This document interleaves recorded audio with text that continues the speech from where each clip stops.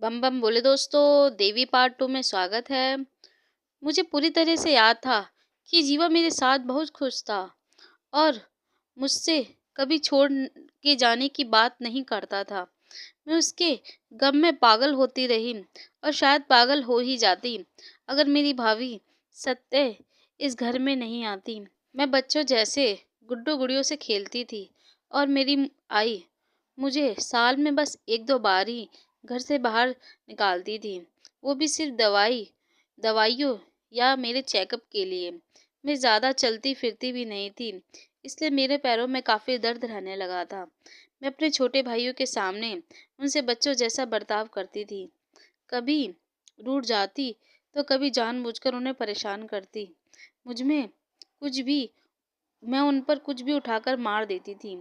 आई की एक डांट से मैं जोर जोर से सबके सामने रोने लगती थी।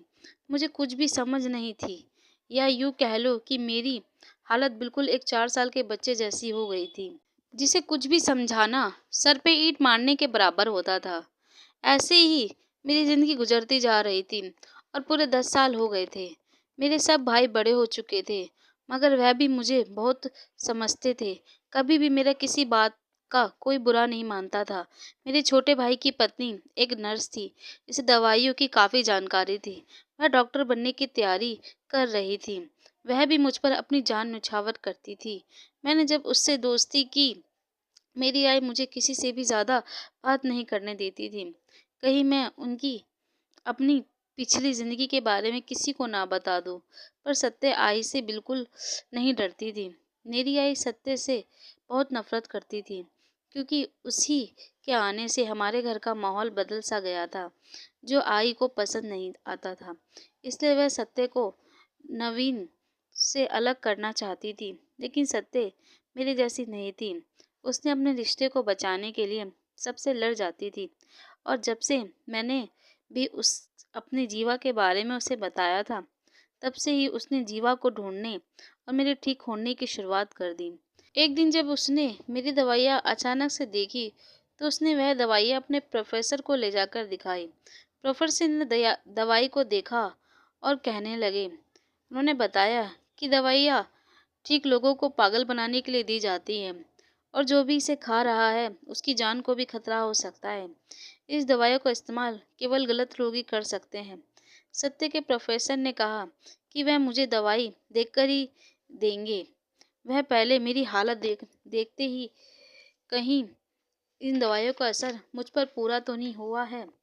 अगर तुम्हारी नंद पूरी तरह से पागल हो गई है, तो अब उनका इलाज करना बड़ा ही मुश्किल हो सकता है, और शायद ये दवाइयों ने उनका शरीर भी खोखला कर दिया हो।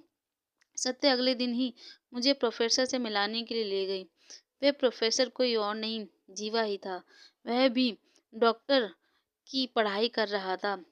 जीवा ने जब मुझे देखा तो उसके होश ही उड़ गए, और मैं तो उसे पहचान ही नहीं पा रही थी। वो बार बार एक ही बात कह रहा था, देवी हमारी शादी हुई थी, पर तुम्हारी आई एक नौकर के साथ तुम्हारी शादी नहीं करवाना चाहती थी। मैं जब तुमसे आखिरी बार मिलने आया, उस वक्त उन्होंने कहा कि तुम्हारी शादी किसी और के साथ हो गई है, इसलिए मैं तुम्हारी दुनिया से हमेशा के लिए चला गया था। लेकिन तुम्हारी ये हालत किसने की है? सत्य ने कहा, इनकी आई ने इन्हें पागल बनाया है। जीवा अब मुझसे अलग नहीं होना चाहता था। वह अभी भी मुझे अपनाना चाहता था। वह अभी भी मुझसे दीवानों की तरह प्यार करता था। सत्य ने मुझे वापस घर न ले जाने की जगह हमारी शादी एक मंदिर में करवा दी, और जीवा मुझे लेकर घर पर आ गया। सभी घर वाले और मेरी आई जीवा के साथ मुझे देखकर शॉक हो गई।